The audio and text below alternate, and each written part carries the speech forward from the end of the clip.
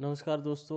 आज हम डिस्कस करेंगे 2 जनवरी 2021 को जो एस्टेट का पेपर हुआ था राजनीति विज्ञान का, उसके 60 क्वेश्चंस पीजीटी का एस्टेट का जो पेपर हुआ था उसके जो 60 सवाल थे उनको आज हम उन पर चर्चा करेंगे।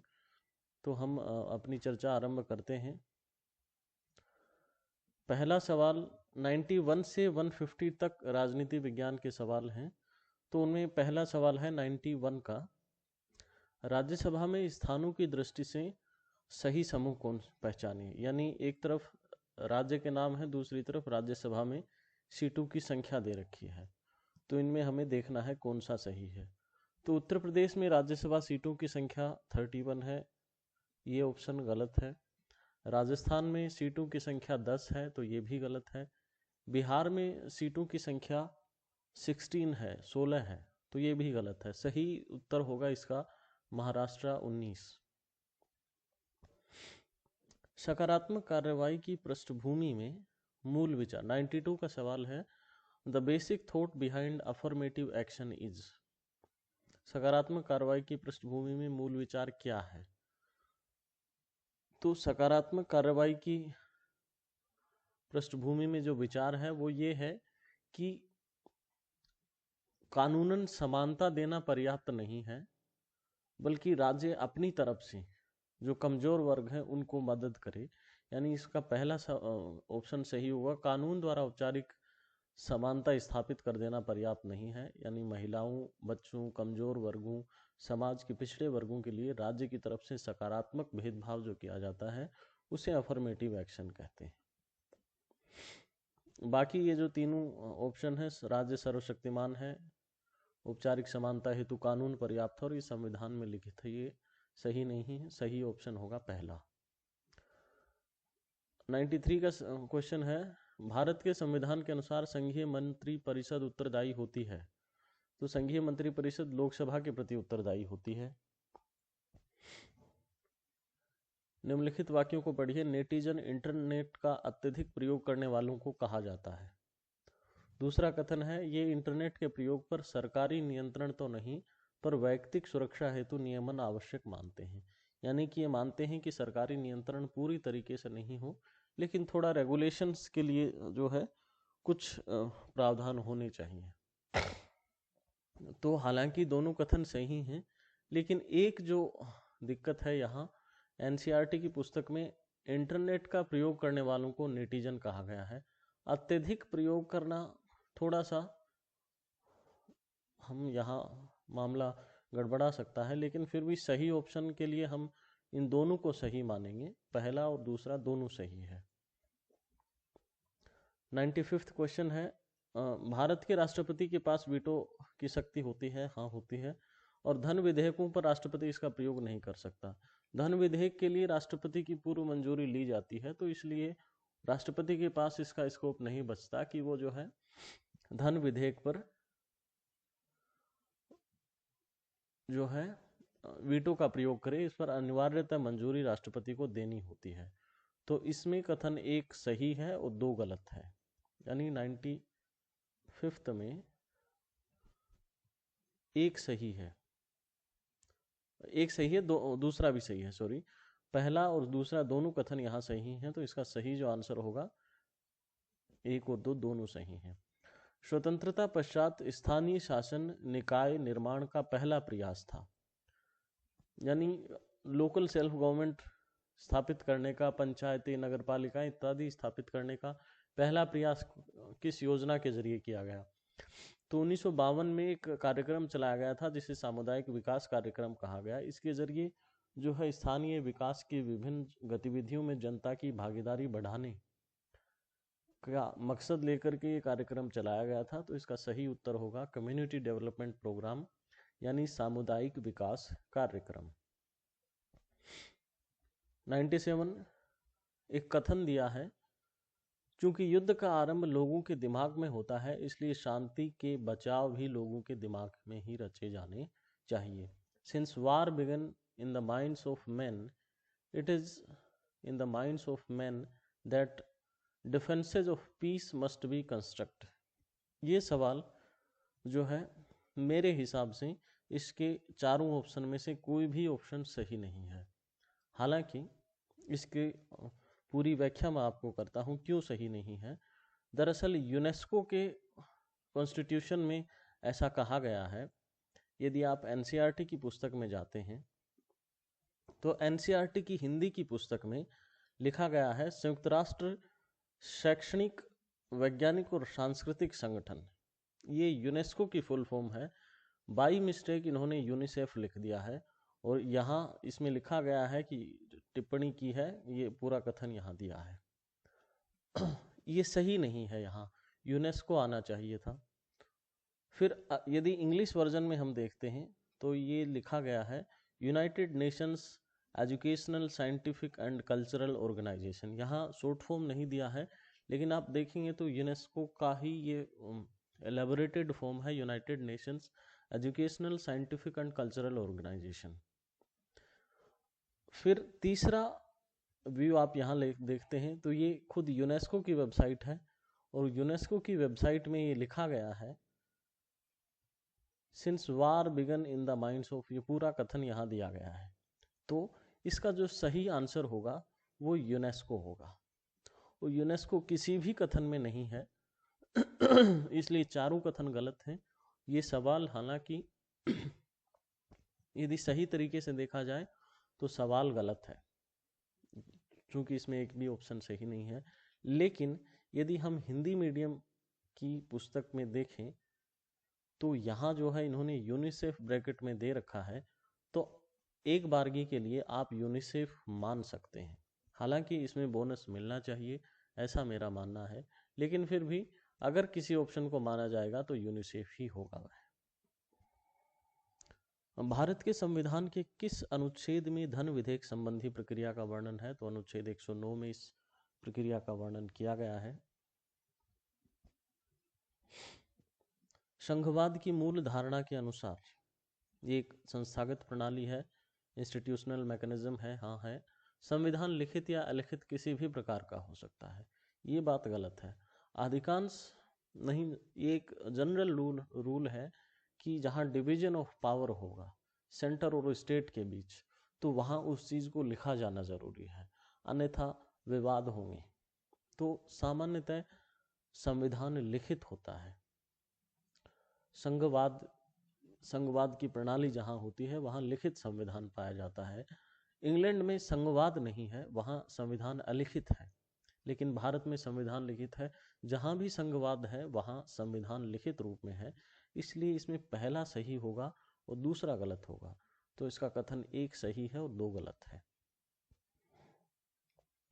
न्याय में ऐसा कुछ अंतर्निहित है जिसे करना न सिर्फ सही और न करना सिर्फ गलत, बल्कि जिस पर बतौर अपने नैतिक अधिकार कोई व्यक्ति विशेष हमसे दावा जता सकता है। ये कथन किसने कहा था? अंग्रेजी में भी एक बार पढ़ देता हूं मैं। Justice implies something which is not right to do and wrong not to do, but which some individual person can claim from us as his moral right. Sorry, ये जो कथन है ये जेएस मिल का है। अधिकांश सवाल जो है आपको एनसीईआरटी में मिल जाएंगे यदि आप टेक्स्ट में सर्च करोगे। सॉरी। राष्ट्रवाद के संदर्भ में यूरोप में एक संस्कृति एक राज्य की मान्यता का प्रयोग किया गया। तो प्रथम विश्व युद्ध के बाद ये विचार अपनाया गया था। विचार पहले पनपना शुरू हो गया था 19वीं सदी में ही, लेकिन प्रथम विश्व युद्ध के बाद इसको पहली बार आजमाया गया, प्रयोग किया गया। निम्न में से समता के अधिकार से संबंधित प्रावधान नहीं है। तो कानून के समक्ष समानता है, पदवियों का अंत भी समानता से संबंधित है, छुआछूत की समाप्ति भी समानता से संबंधित है, बंधुआ मजदूरी पर रोक जो है वो शोषण के विरुद्ध अधिकार से संबंधित है। धर्मनिरपेक्षता की संकल्पना की व्याख्या में अंतर्निहित है। तो धर्मनिरपेक्षता की संकल्पना की व्याख्या में स्वतंत्रता और समानता होगा। विभेदक बर्ताव तरीका है, डिफरेंशियल ट्रीटमेंट, ये कुछ वैसा ही सकारात्मक भेदभाव या सकारात्मक कार्रवाई जैसा ही ये सवाल है। तो समानता स्थापित करने के लिए जो है विभेदक बर्ताव किया जाता है। जो पिछड़े वर्ग हैं, पिछड़े समुदाय हैं, उनको उनकी भलाई के लिए, उनके कल्याण के लिए। निम्नांकित में से राजनीतिक सिद्धांत के अध्ययन के पक्ष में सर्वाधिक महत्वपूर्ण बिंदु कौन सा है? तो कोई भी राजनीतिक सिद्धांत यदि हम पढ़ते हैं तो उसके लिए जो सबसे महत्वपूर्ण बिंदु देखा जाता है कि वो राजनीतिक सिद्धांत कितना प्रासंगिक है सभी समूहों के लिए। इन सब चीज़ों की ज़्यादा महत्व होता है। कहाँ से प्रेरणा मिली है, कार्य दायित्व से मुक्ति सही साबित करने, इन सब बातों से उनका कोई लेना देना नहीं होता। प्रासंगिकता सबसे महत्वपूर्ण होती है।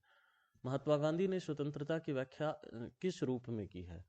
तो हिंद स्वराज में उन्होंने स्वराज के रूप में स्वतंत्रता की व्याख्या की है। किस मामले में उच्चतम न्यायालय द्वारा भारत के संविधान की प्रस्तावना को संविधान के भाग के रूप में स्वीकार किया गया? तो बेरोबाड़ी केस में जो है सुप्रीम कोर्ट ने कहा कि प्रस्तावना संविधान का भाग नहीं है, और पहली बार केशवानंद भारती वाद में सुप्रीम कोर्ट ने माना कि हाँ, प्रस्तावना जो है संविधान का ही भाग है।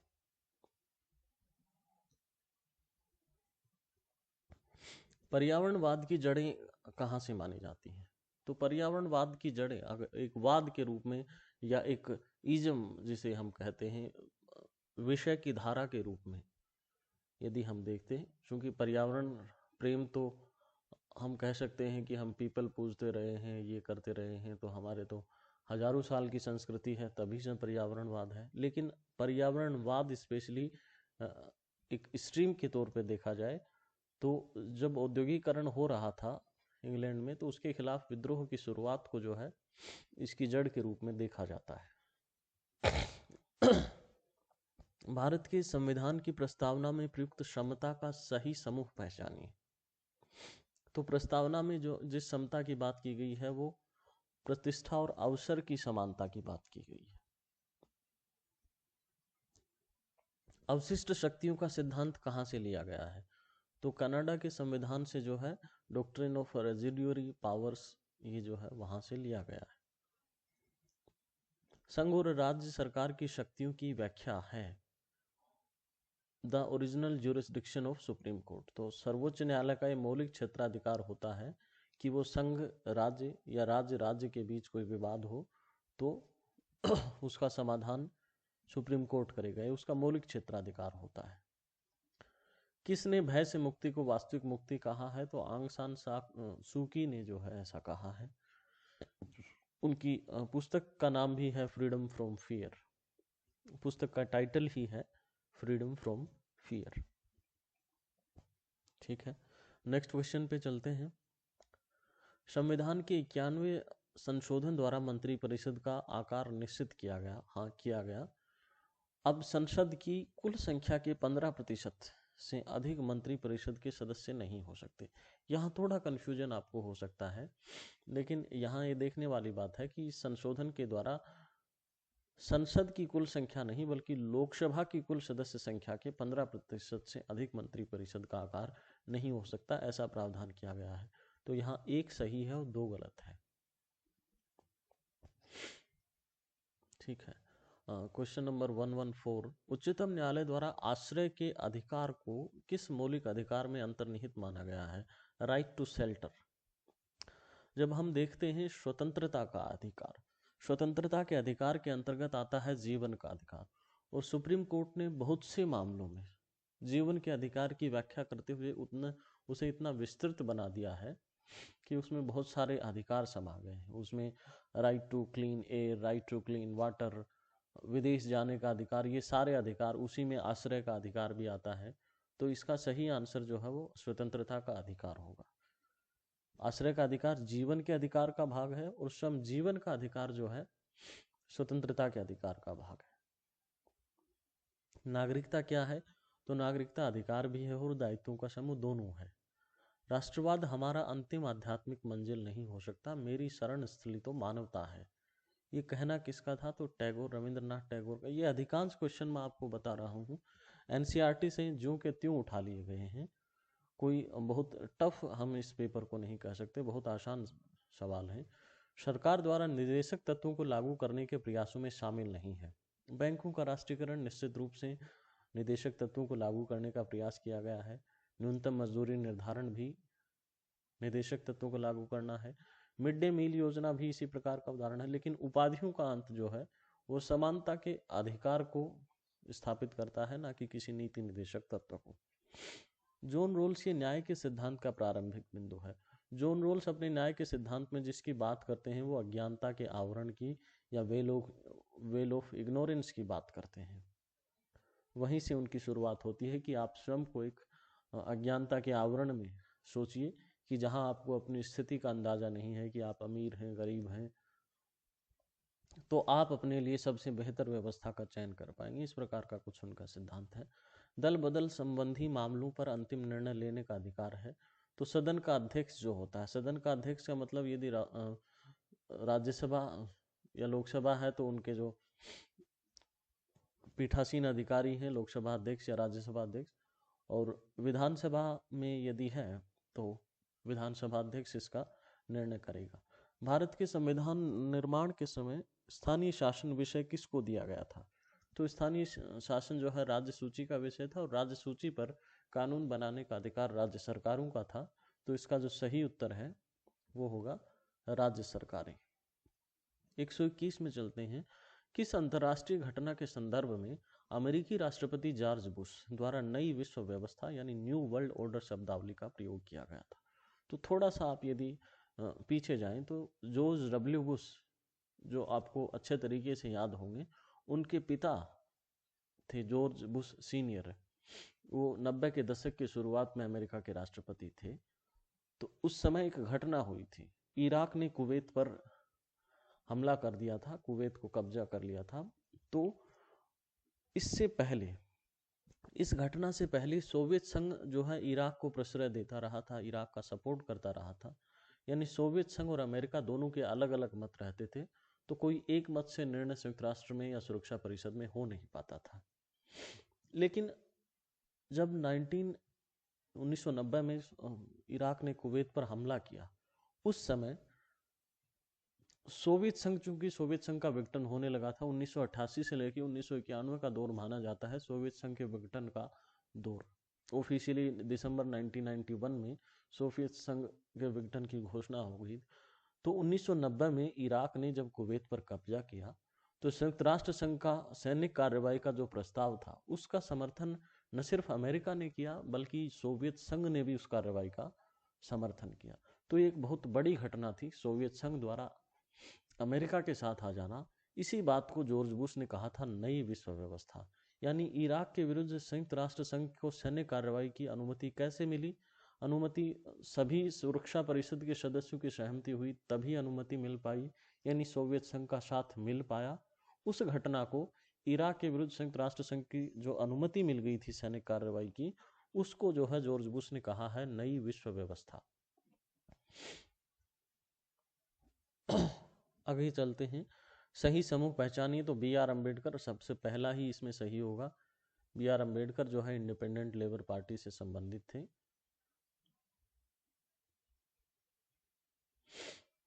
प्रथम पंचवर्षीय योजना की 123 का सवाल है। प्रथम पंचवर्षीय योजना की कोशिश देश को गरीबी के मकड़जाल से निकालने की थी। ये सही कथन है बिल्कुल। इसके लिए औद्योगिकरण की तीव्र रफ्तार का फार्मूला अपनाया गया। ये सही नहीं है। यहाँ जो है कृषि को आधार बना करके विकास किया गया था, जैसे कि नहरें या बड़े बड़े डैम बनाए गए। नेहरू जी ने कहा था कि ये जो बांध हैं ये आधुनिक भारत के मंदिर हैं। तो ये उसी दौर की बात है। पहली पंचवर्षीय योजना में जो विकास था कृषि केंद्रित था, कृषि, अग्रेरियन इकोनॉमी, अग्रेरियन बेस ये योजना थी। तो पहला सही है और दूसरा गलत है। आगे सवाल में चलते हैं। 124, ये था 123। 123 में जो सही आंसर होगा एक। क्यूबा मिसाइल संकट के समय सोवियत संघ का नेतृत्व कौन कर रहे थे? तो क्रुश्चेव जो है उस समय सोवियत संघ का नेतृत्व कर रहे थे। वैश्वीकरण के एक अपरिहार्य कारण के रूप में पहचाना गया, क्रिटिकल कोज फॉर ग्लोबलाइजेशन। तो टेक्नोलॉजी को जो है एक क्रिटिकल कोज माना गया है ग्लोबलाइजेशन के लिए। स्वतंत्रता के बाद भारत की विदेश नीति के निर्धारण के विषय पर अंबेडकर किस के पक्षधर थे? संयुक्त राष्ट्र स्वतंत्रता के बाद भारत की जो विदेश नीति का निर्धारण हुआ उसमें बहुत बड़ा योगदान पंडित जवाहरलाल नेहरू का है, क्योंकि पंडित जवाहरलाल नेहरू प्रधानमंत्री के साथ साथ विदेश मंत्री भी रहे हैं और उन्होंने ही पूरी विदेश नीति का निर्धारण किया है। हालांकि उस समय के जो नेता थे उनसे उनके मतभेद थे। बी आर अम्बेडकर भी उन नेताओं में थे। बी आर अम्बेडकर चाहते थे कि भारत जो है संयुक्त राज्य अमेरिका के साथ अच्छे संबंध बनाए, क्योंकि संयुक्त राज्य अमेरिका लोकतंत्र का प्रतिनिधि माना जाता था, जबकि सोवियत संघ जो है तानाशाही का या कहें कि जो साम्यवादी व्यवस्था का प्रतीक था। तो अम्बेडकर चाहते थे कि संयुक्त राज्य America, United states of America के साथ अच्छे संबंध विकसित किए जाएं और गुटनिरपेक्षता की ओर न चला जाए। हालांकि नेहरू जी का इनका विपरीत मानना था। तो यहाँ सही आंसर होगा 2। सोशलिस्ट पार्टी का विचारधारात्मक विश्वास था। सोशलिस्ट पार्टी का जो विचारधारात्मक विश्वास था, लोकतांत्रिक समाजवाद में इनका विश्वास था। 7 दलों का गठबंधन, ये तो बहुत अच्छे से शायद आपने सुना भी होगा, नेपाल में। 1945 के बाद यूरोप के देशों को पारस्परिक सहयोग का एक अवसर मिला। अब आप देखते हैं द्वितीय विश्व युद्ध से पहले का यूरोप का इतिहास तो बहुत मारकाट वहाँ होती रही है। 1945 के बाद अचानक से सहयोगात्मक रूप उन्होंने अपनाया है। पहले कभी रेस के नाम पे जर्मन, फ्रांस, अंग्रेज सब आपस में लड़ते रहते थे। लड़ाई का इतिहास यूरोप का रहा है। तो ये कथन सही है। उसके बाद जो है यूरोपियन यूनियन का आधार बनना तैयार हुआ और बाद में जाकर के जो है यूरोपियन यूनियन बना भी, जिस पर यूरोपीय सहयोग की एक नई इबारत लिखी गई और एक मॉडल माना जाता है अपने आप में यूरोपियन यूनियन। दूसरा कथन है अमेरिका द्वारा डलेस योजना द्वारा यूरोप की अर्थव्यवस्था का पुनर्गठन का प्रयास किया गया। अमेरिका ने यूरोप की अर्थव्यवस्था के पुनर्गठन का प्रयास किया, लेकिन वो योजना जो है मार्शल योजना थी, मार्शल प्लान थी, डलेस योजना नहीं थी। तो ये कथन गलत होगा। यहाँ जो है 1 सही और 2 गलत है। 1992 में पृथ्वी सम्मेलन ब्राजील में आयोजित किया गया। हाँ, किया गया। एजेंडा 24 के रूप में कुछ तौर तरीके सुझाए गए विकास के लिए। तो ये एजेंडा 24 ना होकर के एजेंडा 21 था। तो यहाँ 1 सही 2 गलत होगा। भारत में लोकतंत्र एक छलावा है, यह दलील किस पार्टी की थी? तो दरअसल सीपीआई पार्टी मार्क्सवादी लेनिनवादी, ये मुख्यतः माओवादी विचारधारा से जुड़े हुए लोग हैं, हिंसा का रास्ता अपनाते हैं। उनका ऐसा मानना था कि भारत में लोकतंत्र एक छलावा है, democracy in India is a same. स्वतंत्र भारत के पहले आम चुनाव में लोकसभा के लिए कुल कितनी सीटों के लिए मतदान किया गया? तो 489 सीटों के लिए मतदान हुआ था। अनुच्छेद 74(1) के अनुसार मंत्री परिषद का कार्य क्या है? मंत्री परिषद का काम है to aid and advise the president, राष्ट्रपति को सलाह देना और सहायता देना। ये कहीं नहीं लिखा गया कि नीति निर्माण करेगी, प्रशासन पर नियंत्रण होगी, राष्ट्रपति को निर्देश का तो कहीं जिक्र ही नहीं है। ये सब है। सुरक्षा की अपारंपरिक धारणा किसे कहा जाता है? भू क्षेत्र की सुरक्षा, ये परंपरागत दृष्टिकोण है कि अपनी जमीन बचाना ये सुरक्षा है। संस्थाओं की सुरक्षा, सरकार की सुरक्षा, और एक 4th है मानवता की सुरक्षा। यहाँ भी थोड़ा सा गड़बड़ है ऑप्शन में, हालांकि सही ये होगा, लेकिन यहाँ मानवता की बजाय सिक्योरिटी ऑफ ह्यूमैनिटी की बजाय सिक्योरिटी ऑफ ह्यूमन आना चाहिए था। मानव की सुरक्षा हो। मानवता अपने आप में एक भाव है। मानवता कोई फिजिकल चीज नहीं है कि आप उसकी सुरक्षा करेंगे। एक भाव की सुरक्षा नहीं, बल्कि स्वयं मानव की सुरक्षा, ह्यूमन सिक्योरिटी, ये एक अपारंपरिक धारणा है। लेकिन यहाँ ठीक है, यही ऑप्शन सबसे उपयुक्त है। तो इसका 4th आंसर होगा। 1956 के राज्य पुनर्गठन अधिनियम के आधार पर कितने राज्य निर्मित किए गए थे? तो ये बहुत अच्छे से आप जानते होंगे, 14 राज्य थे। आसियान का संस्थापक देश कौन सा नहीं था? इसका सही उत्तर यदि आप देखेंगे तो म्यांमार जो है इसका संस्थापक सदस्य देश नहीं था। म्यांमार जो है 1997 में 1997 में आसियान का सदस्य बना था और बाकी तीनों जो है इसके फाउंडिंग मेंबर्स थे। दिसंबर 1991 में सोवियत संघ की समाप्ति की सर्वप्रथम घोषणा करने वाले गणराज्य थे। तो सबसे पहले या जिन्होंने औपचारिक रूप से घोषणा की थी, सोवियत संघ का विघटन तो 1988 से ही शुरू हो गया था। जिन्होंने औपचारिक रूप से घोषणा की थी वो थे रूस, यूक्रेन और बेलारूस। चिपको आंदोलन के विषय में निम्नलिखित वाक्यों को ध्यान से पढ़िए। इसका प्रारंभ झारखंड में हुआ। इसमें महिलाओं ने सक्रिय भागीदारी की। तो चिपको आंदोलन जो है उत्तर प्रदेश, यदि आज का हम देखें तो वर्तमान उत्तराखंड राज्य, उस समय का तत्कालीन उत्तर प्रदेश राज्य, वर्तमान उत्तराखंड राज्य में ये आंदोलन हुआ था और इसमें महिलाओं ने सक्रिय भागीदारी की थी। तो पहला इसमें गलत होगा और दूसरा सही होगा। 2 सही और 1 गलत है। सरकार द्वारा कृषक की उपज को एक निर्धारित मूल्य पर क्रय करने की गारंटी। ये शुरुआत मूलतः मानी जाती है हरित क्रांति से, जब सरकार ने जो है किसानों को एक गारंटी प्राइस देने की शुरुआत की। 140 का सवाल है, एंटी बैलिस्टिक मिसाइल संधि 1972 में हुई। हाँ, ये हुई और ये निशस्त्रीकरण का प्रयास है। ये दोनों कथन सही हैं, तो इसका होगा 1 और 2 दोनों सही हैं। स्वतंत्रता के बाद पहले लोकसभा और विधानसभाओं के निर्वाचन में किस राज्य में गैर कांग्रेसी सरकार बनी थी? तो पहले लोकसभा, अभी यदि आप यहाँ पढ़ेंगे तो थोड़ा सा कंफ्यूजन यहाँ हो सकता है। यहाँ आप समझ सकते हैं कि पहली बार किस राज्य में गैर कांग्रेसी सरकार बनी थी। इसका मतलब ये नहीं है, बल्कि ये कहना चाहते हैं कि पहले लोकसभा चुनाव, पहले विधानसभा चुनाव दोनों एक साथ हुए थे 1952 में। तो उस चुनाव में किस राज्य में गैर कांग्रेसी सरकार बनी थी? तो किसी में भी नहीं बनी थी। सबसे पहले 1957 में केरल में जो है गैर कांग्रेसी सरकार बनी थी। ठीक है, तो वैसे तो यदि आप दोनों दृष्टिकोण से देखें तो भी ये जो है आंसर इसका 4 ही होगा।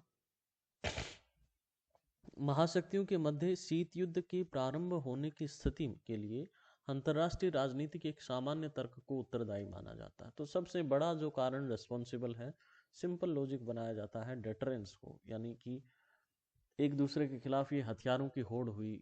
रशिया ने कितने हथियार जमा किए, या सोवियत यूनियन ने, एक्चुअली सोवियत यूनियन ने, और फिर उसके विरुद्ध अमेरिका ने कितने, ये एक प्रकार के हथियारों की दौड़ थी, डिटरेंस की पॉलिसी थी। उसकी वजह से शीत युद्ध को बढ़ावा मिला। उत्तर भारत के लोग एवं ब्राह्मण द्रविड़ों से अलग आर्य हैं, ये माना था ईवी रामास्वामी नायकर का। नायकर को दक्षिणी भारत में जो है ब्राह्मण विरोधी और उत्तर भारतीय विरोधी आंदोलन का जनक माना जाता है। वहीं से शुरुआत हुई है। जो काले चश्मे वाले नेता, उनका दौर हमने देखा, हालांकि अभी तो वो चले गए, तो वो शुरुआत वहीं से हुई थी। तो इसका सही आंसर होगा ईवी रामास्वामी नायकर। भारत में राष्ट्रपति मंत्री परिषद को अपनी सलाह के लिए कितनी बार पुनर्विचार के लिए कह सकता है? तो एक बार रिकंसिडरेशन के लिए कह सकता है, यानी कि मंत्री परिषद ने सलाह की, राष्ट्रपति उनको रिकंसिडरेशन के लिए वापस भेज सकता है। लेकिन दोबारा यदि वो सलाह आती है तो राष्ट्रपति उसे पुनर्विचार के लिए नहीं भेज सकता। ऐसा संविधान में लिखा गया है। तो इसका सही आंसर जो है 2 होगा। भारत द्वारा 1949 में किस देश के स्वतंत्रता संग्राम के संदर्भ में या के समर्थन में एक अंतर्राष्ट्रीय सम्मेलन आयोजित किया गया? तो इंडोनेशिया डच कॉलोनी थी, उसके स्वतंत्रता के लिए भारत ने जो है एक अंतर्राष्ट्रीय सम्मेलन का आयोजन किया था। कुछ मामलों में लोकसभा राज्यसभा की शक्तियां समान हैं। हाँ हैं। कोई भी सामान्य विधेयक होता है उस पर लोकसभा की भी शक्तियां, राज्यसभा की शक्तियां समान हैं, लेकिन उस उपराष्ट्रपति को हटाना एक ऐसा मामला नहीं है, क्योंकि उपराष्ट्रपति में को हटाने का जो प्रावधान है, हटाने की शुरुआत राज्यसभा ही करती है, उसके बाद लोकसभा इस पर अपनी सहमति देती है। तो इसमें 2 गलत होगा, 1 सही होगा। इसका सही आंसर 1। इंदिरा गांधी 1966 में भारत की प्रधानमंत्री बनी और 1959 में वे कांग्रेस के अध्यक्ष थी। ये दोनों कथन सही हैं। सॉरी। मंत्रिपरिषद लोकसभा के प्रति सामूहिक रूप से उत्तरदायी है। हाँ, सही है। इस सिद्धांत के अनुसार मंत्रिपरिषद संसद की कार्यकारी समिति है। बिल्कुल दोनों कथन बहुत ही करेक्ट हैं और बिल्कुल सही कथन हैं दोनों। सही आंसर होगा 3।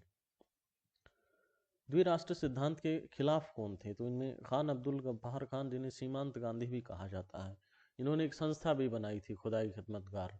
तो ये द्विराष्ट्र सिद्धांत के समर्थक नहीं थे, उसके खिलाफ थे।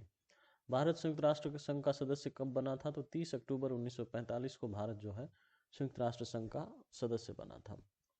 तो ये था एस्टेट का राजनीति विज्ञान का प्रश्न पत्र।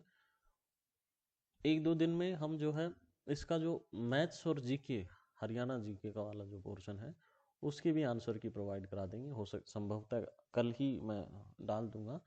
तो अभी आप इनका मिलान कीजिए, क्या आपके रिस्पॉन्स रहे उनको आप कमेंट में बता सकते हैं, कितने किसके नंबर बने, ताकि हम भी जान पाएँ कि क्या एवरेज स्कोर क्या है, कट ऑफ क्या रहेगी। कट ऑफ तो नहीं, एक्चुअली ये क्वालिफाइंग होता है, लेकिन पेपर का स्तर कैसा लगा आपको उसके बारे में भी आप कमेंट कर सकते हैं। मुझे तो इसमें ज़्यादा कुछ लगा नहीं, बहुत ही आसान सा पेपर था। आप भी अपने जो कमेंट हैं वो साझा कर सकते हैं। चलिए, बहुत बहुत धन्यवाद।